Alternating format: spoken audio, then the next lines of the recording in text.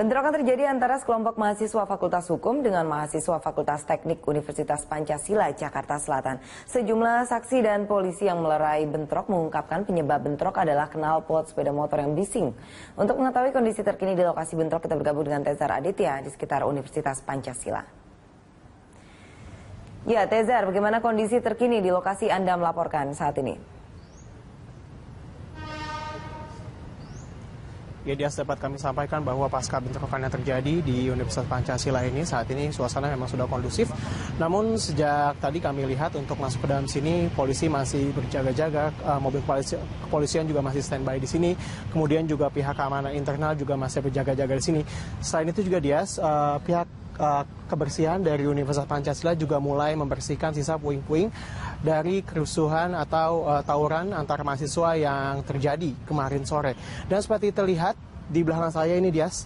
Nah, di sini masih ada sisa puing-puing, masih ada mobil yang terbakar yang menjadi sarana keamukan dari mahasiswa kemarin. Ada 2 unit mobil yang tersisa sini, dan diketahui bahwa mobil ini adalah milik mahasiswa yang kemarin sore masih berada di kampus, dan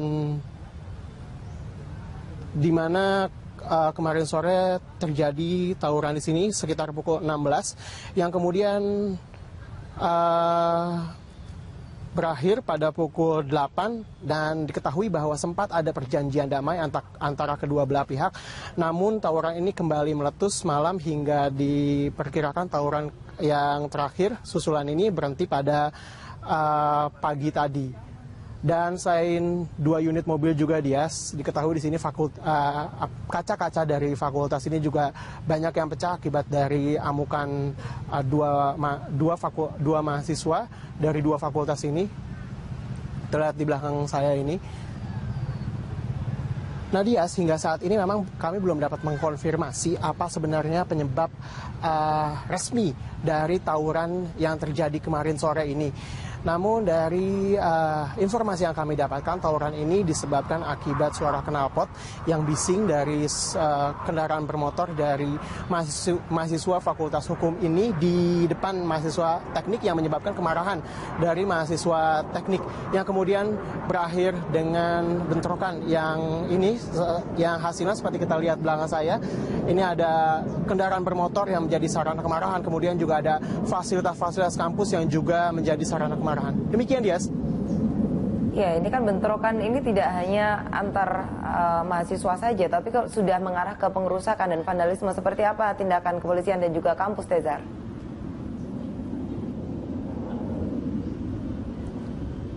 Ya, Dias, untuk sementara ini yang dapat kami sampaikan bahwa pihak kampus masih bermusyawarah untuk mengatasi dan mendamaikan kedua belah pihak. Memang sebelumnya kemarin sebelum ada bentrokan susulan sempat ada perjanjian damai antara Fakultas Hukum dan Fakultas Teknik yang terlibat bentrokan. Namun kemudian disusul dengan adanya bentrokan susulan, dan hingga saat ini juga pihak kampus masih mencoba untuk mencari bibit perkara sebenarnya siapa yang menjadi biang keladi di antara yang menyebabkan perkelahian antara 2 fakultas ini. Dan Dias, untuk kasus arogansi kemudian vandalisme yang terjadi dan pembakaran kemudian pengerusakan fasilitas ini masih ditangani oleh Polsek Jagakarsa.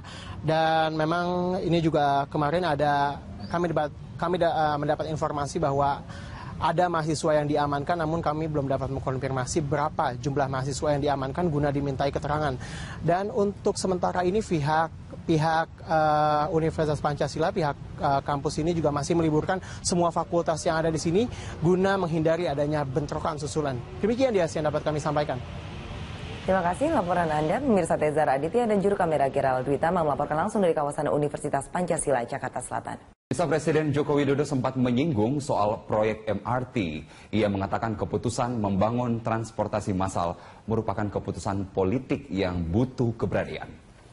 Menurut Jokowi, selama 26 tahun proyek MRT tak diputus-putuskan hingga akhirnya saat dirinya menjadi Gubernur DKI Jakarta, proyek ini baru bisa di groundbreaking 10 Oktober 2013. Alasan ditunda-tundanya karena banyak perhitungan seperti untung, subsidi urusan teknis, dan banyak alasan lainnya.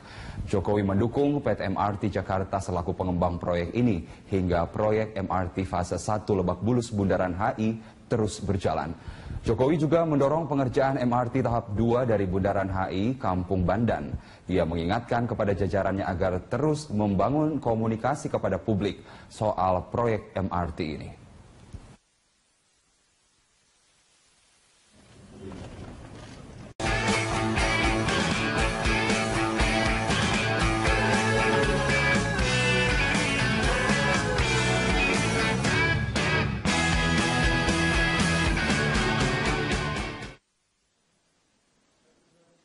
Polemik tindak pidana pencucian uang atau TPPU dalam rancangan Undang-Undang KUHP terus terjadi. Sejumlah pihak menganggap asas yang ada dalam RUU yang sedang dibahas saat ini lebih mengejar pelaku TPPU bukan kepada memburu aset para pelaku yang bisa memberikan efek jera sekaligus memiskinkan. Di RUU KUHP yang masih dibahas Komisi 3 DPR dengan Kementerian Hukum dan HAM ini, pelaku TPPU tidak dapat diadili bila sudah meninggal dunia. Padahal, dalam Undang-Undang Nomor 8 Tahun 2010 tentang pencegahan dan pemberantasan tindak pidana pencucian uang, aset pelaku tetap bisa diadili, meski sang pelaku sudah meninggal dunia. Kodifikasi yang diatur di RUU dianggap tidak jelas dan tidak sepenuhnya mengakomodir ketentuan yang ada. Lebih jauh, RUU KUHP dianggap bisa mengebiri fungsi KPK sebagai lembaga anti korupsi karena memindahkan fungsi penindakan kepada kejaksaan dan kepolisian. Namun Menteri Hukum dan HAM membantahnya sekaligus menjamin kewenangan KPK tidak dipangkas. Bagaimana polemik TPPU ini bisa diakhiri dan asas penyitaan aset pelaku TPPU bisa terpenuhi? Apakah delik TPPU harus terpisah dari KUHP seperti saat ini? Pagi ini kita akan mendiskusikan kontroversi tindak pidana pencucian uang di rancangan Undang-Undang KUHP bersama narasumber yang sudah hadir di studio Berita 1, peneliti Indonesia Legal Roundtable Refki Saputra. Dan pemirsa, kami juga mengundang Anda untuk memberikan komentar lewat SMS ke 0811-833-5551 atau melalui pesawat telepon di nomor 021-52900-308 atau 021-52900-311. Saya langsung ke Mas Refki. Mas, ini kalau kita bicara soal RUU KUHP yang rencananya ini undang-undang TPPU juga akan dimasukkan ke dalamnya.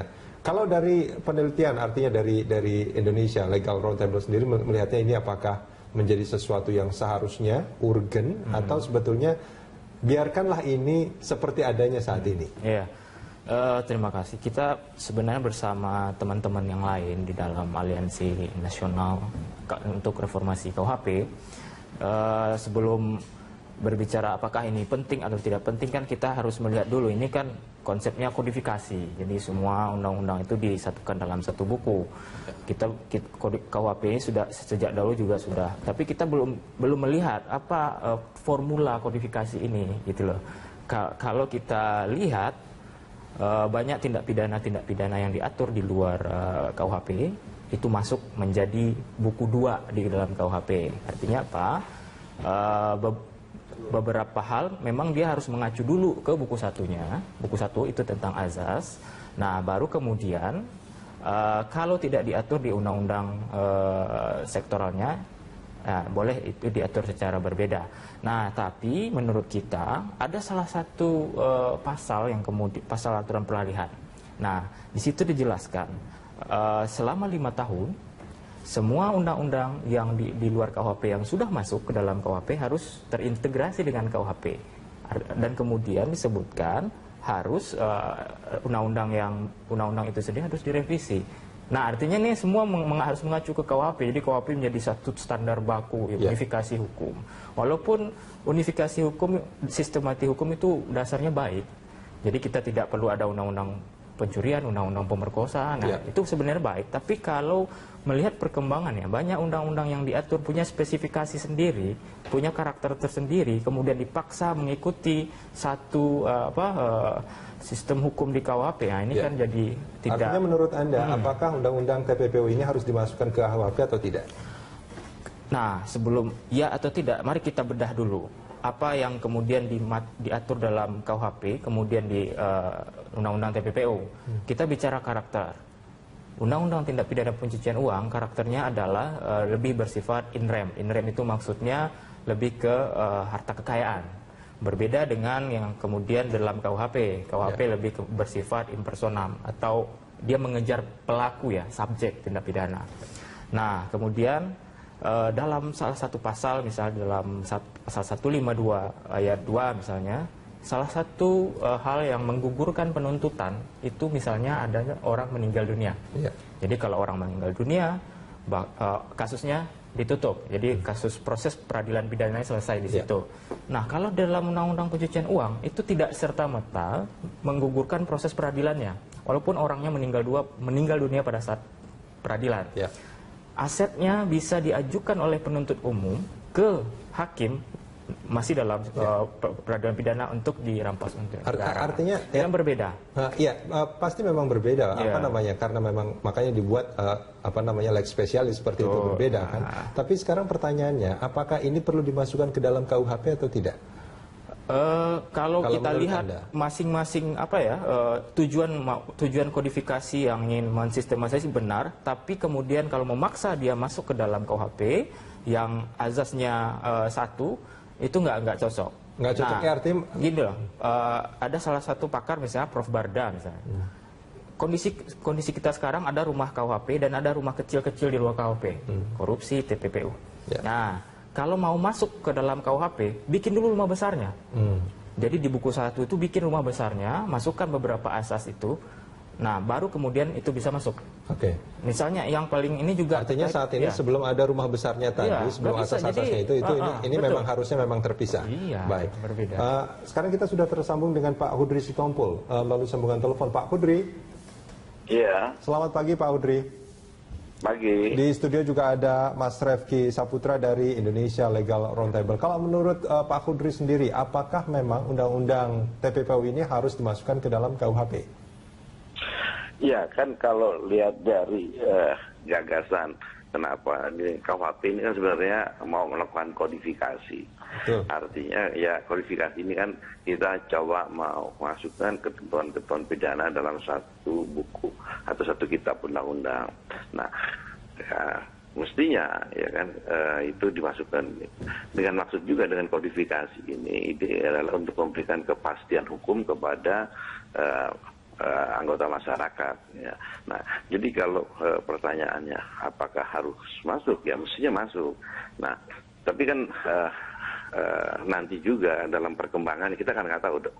Ya, nanti ada lagi setelah katakan misalnya sudah disahkan ya KUHP yang baru itu, ya kan sudah dimasukkan semua ketentuan-ketentuan pidana yang tersebar di luar KUHP dijadikan ini, satu saat kemungkinan akan juga ada satu undang-undang katakanlah yang kita nggak tahu apa nanti ke depannya ya yang nanti diatur juga mengenai satu pidana. Pak Kudri, maaf saya potong Pak Kudri. Tadi Anda mengatakan bahwa jika undang-undang ini dimasukkan ke dalam KUHP ini akan memberikan kepastian. Apakah selama ini dengan terpisah tidak memberikan kepastian itu? Loh, ya kepastian hukum ya memang itu kan lebih kita tentu kepastian hukum yang lalu itu ya juga ada, tapi kan lebih baik ya kalau itu lebih baik kalau misalnya dijadikan satu dalam satu kitab undang-undang itu. Ya. Kalau kita mengatakan bahwa ini akan lebih baik, tentu ini menjadi harapan setiap orang. Tapi parameternya apa bahwa ini akan menjadi lebih baik? Parameter lebih baik ini artinya semua anggota masyarakat ya dengan mudah ya mengetahui ketentuan-ketentuan pidana. Walaupun di dalam satu azas hukum setiap orang dianggap mengetahui undang-undang, tetapi itu kan hanya fiksi saja, semua hanya anggapan saja. Nah, lebih baik ya kalau dianggap itu orang seanggota masyarakat itu betul tahu undang-undang apa yang dia langgar gitu. Oke. Ya. Pak Kudri, kita jeda sebentar, Ya. kita akan lanjutkan ini di segmen berikut. Mas Refki, kita jeda sebentar.